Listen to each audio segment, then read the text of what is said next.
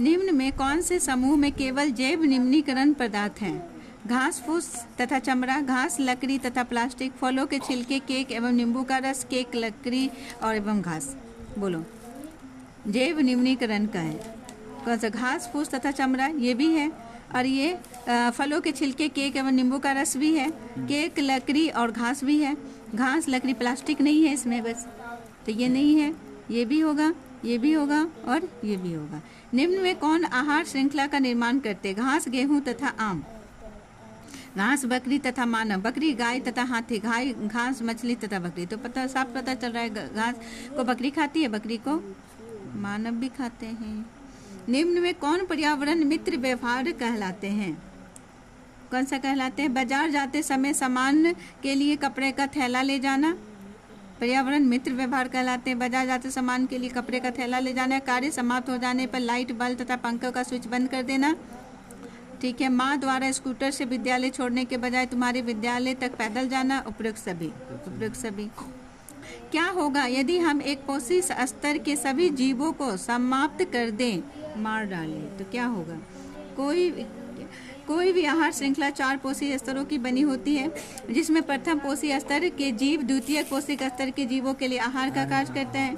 यदि किसी भी पोषी स्तर के जीवों को पूर्ण रूप से समाप्त कर दिया जाए या मार डाला जाए, तो अगले पोषी स्तर के जीव अपना आहार नहीं प्राप्त कर सकेंगे और ऐसे ही वो दूसरा, तीसरा, चौथा जो भी है खत्म हो जाएंगे, जिस कारण आहार श्रृंखला टूट जाएगी। जिस प्रकार पेड़ पौधे, जीव जंतु और मनुष्य पर विपरीत प्रभाव पड़ेगा और वो वहाँ असंभव हो जाएगा, नामुमकिन हो जाएगा, जीवन स्तर ही खत्म हो जाएगा।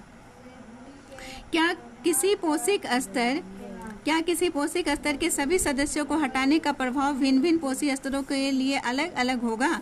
क्या किसी पोषी स्तर के जीवों को पारितंत्र को प्रभावित के लिए बिना हटाना संभव है? हाँ, एक पोषक स्तर के जीवों को हटाने का प्रभाव भिन्न भिन्न स्तरों के लिए अलग अलग होगा। प्रत्येक पोषक स्तर अपने से निचले एवं ऊपरी दोनों ही स्तरों को समान रूप से प्रभावित करता है।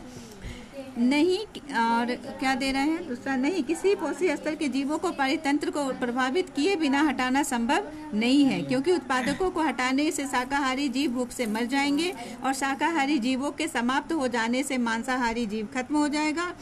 शाकाहारियों को हटाने से उत्पादकों में अनियंत्रित वृद्धि होगी और मांसाहारी भूखे मर जाएंगे।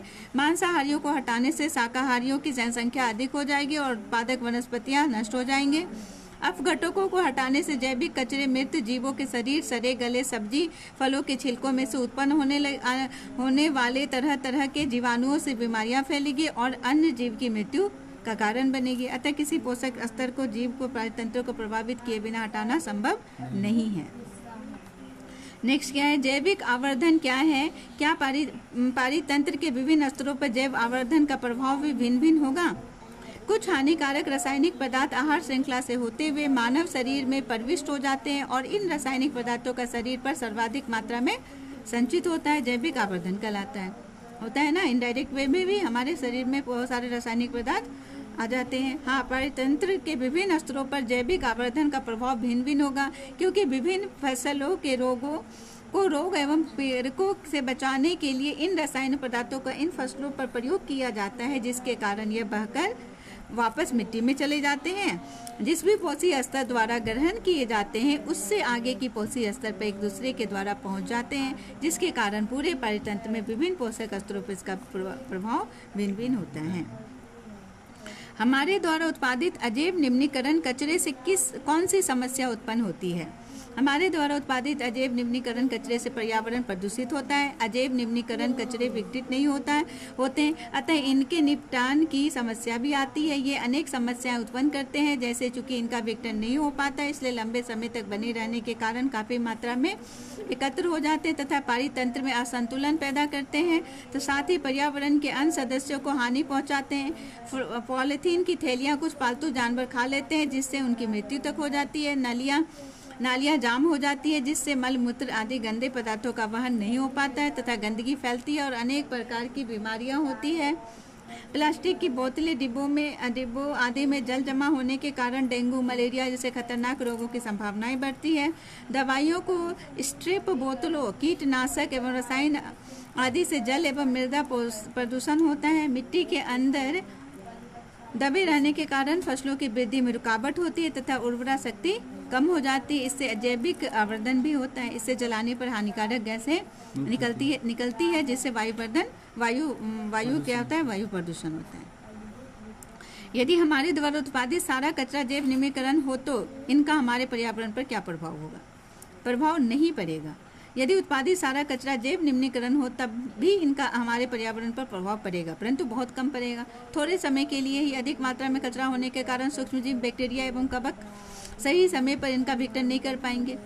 होगी ना, प्रभाव तो पड़ेगा ही। कचरा अगर ऐसे फेंक देंगे, अगर वो जैविक कचरा है तो भी हमारे पर प्रभाव पड़ेगा। सही समय पर इनका विघटन न कर पाएंगे जिससे यह कचरा जमा हो जाएगा और मक्खियों, मच्छरों आदि को अपने का अवसर मिल जाएगा। साथ ही दुर्गंध फैलेगी और वायु प्रदूषण होगा, बीमारियां फैलेगी तथा आसपास के लोगों का रहना मुश्किल हो जाएगा। जैव निम्नीकरण कचरा एक सीमित समय तक ही पर्यावरण को प्रदूषित करता है।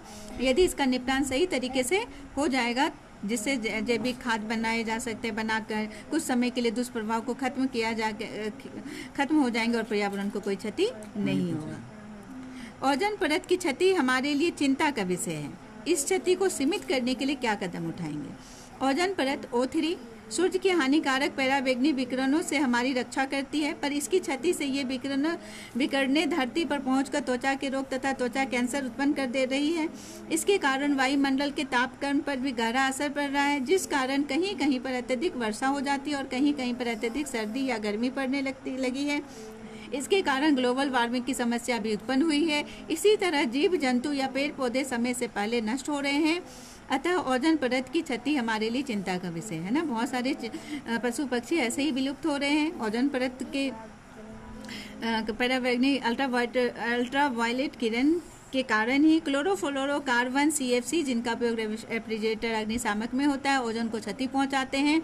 इस क्षति को सीमित करने के लिए हमें क्लोरोफ्लोरोकार्बन तथा रासायनिक पदार्थों का उपयोग कम से कम करना चाहिए और रेफ्रिजरेटर बिना क्लोरोफ्लोरोकार्बन के बनाना चाहिए। CFC के उपयोग पर नियंत्रण होना चाहिए। नाभिकीय विस्फोटक कम किया जाना चाहिए। सुपर सैनिक विमानों का कम से कम प्रयोग करना होगा। 1987 में संयुक्त राष्ट्र एक बड़ा कदम उठाते हुए एक पर्यावरण कार्यक्रम में सर्वानुमति बनी कि क्लोरोफ्लोरोकार्बन के उत्पादन को 1986 के स्तर पर ही सीमित रखा जाए। हो गया। और ये एक है ओजोन क्या है, तुम बना के लाओ तथा इस पर किस पारितंत्र की किस प्रकार प्रभाव। अभी जो बोले आंसर वही है, उससे लिख सकते हैं। और ओजोन क्या है उसका बता दिए, वहाँ से लिख के लाओ। आप कचरा निपटान की समस्या कम करने के लिए योगदान कर सकते हैं किन्हीं 2 तरीकों का वर्णन। ये दोनों क्वेश्चन तुम रफ में बना के मुझे दिखाओ, फिर इसे फिर ठीक है, बन जाएगा। वहाँ से ले लेना। और फिर और क्या पारितंत्र पर हमारा क्या प्रभाव पड़ रहा है ना, क्या क्षति हो रही है ओजोन लेयर के कारण, है ना। ग्लोबल वार्मिंग हो रही है जिसके कारण कभी भी वर्षा हो जाती है, कभी सूखा पड़ जाता है, कभी बहुत ठंड हो जाती है, कभी गर्मी पड़ती है। ये हो गया। कचरा निपटान की समस्या को कम कैसे करेंगे, इसके तरीके को वर्णन।